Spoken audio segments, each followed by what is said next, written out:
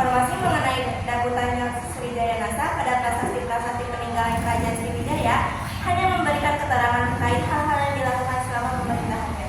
Misalnya tentang penangguhan wilayah dan pembangunan taman. Letak wilayah Kerajaan Sriwijaya terletak di tepian Sungai Musi di daerah Palembang, Sumatera Selatan.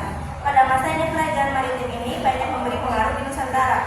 Kerajaan Sriwijaya mencapai puncak kejayaan ketika diperintah oleh Raja Balaputradewa yang berkuasa pada abad ke-9.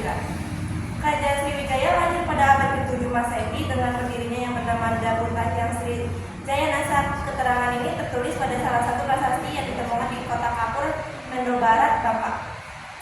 Informasi tentang berdirinya Kerajaan Sriwijaya didapat dari beberapa sumber sejarah dari dalam negeri dan asing.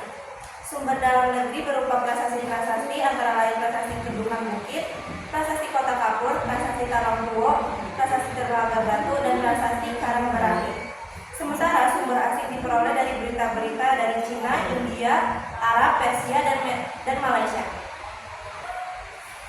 Perkembangan Kerajaan Sriwijaya itu sosial untuk meningkatkan kehidupan sosial masyarakat. Kerajaan Sriwijaya mengadakan hubungan dengan kerajaan di sekitarnya dan mengembangkan pendidikan.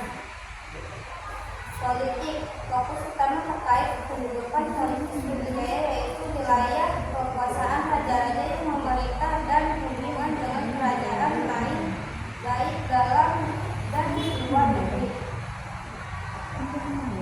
Ekonomi, kehidupan ekonomi kerajaan Sriwijaya meliputi kegiatan pertanian, hasilnya kemudian diperjualbelikan kepada para pedagang asing yang tinggal. Balaputradewa, anak dari Sumaratungga, Raja Mataram kuno yang masih keturunan dinasti Syailendra. Kapan? Pada abad setelah didirikan, tepatnya pada abad ke-9 di bawah kepemimpinan Raja Balaputradewa 856 Masehi. Kerajaan Sriwijaya mencapai masa keemasannya. Kenapa? Pengaruh Kerajaan Sriwijaya di bawah kepemimpinan Balaputradewa meluas dari menguasai perdagangan di jalur utama Selat Malaka hingga ke Kamboja, Thailand Selatan, Semenanjung Malaya, Sumatera, dan sebagian Pulau Jawa. Dengan kepemimpinan kurang baik. Setelah Raja Balaputradewa tidak ada raja lain yang mampu memimpin dengan baik. Sektor militer lemah. Melemahnya kekuatan Kerajaan Sriwijaya di sektor militer, lemahnya sektor militer ini diakibatkan karena adanya faktor internal dalam kerajaan. Diserang oleh Kala Mandala. Serangan dari dinasti Kala India Selatan yang kala itu dipimpin oleh Raja Jundra Kala. Peperangan dengan Jawa. Kendati makmur, raja-raja setelah generasi Sri Marawijaya disebutkan oleh peperangan dengan Jawa pada tahun 922 Masehi. 1016 Masehi. Jauhnya letak kota Palembang dari lautan, adanya proses pengendapan lumpur yang terjadi di muara Sungai Musi menyebabkan proses pendangkalan dasar sungai pada Sungai Musi semakin cepat, ekonomi semakin melemah. Kondisi ekonomi Kerajaan Sriwijaya yang semakin melemah juga berdampak buruk bagi situasi politik dan pertahanan kerajaan ini.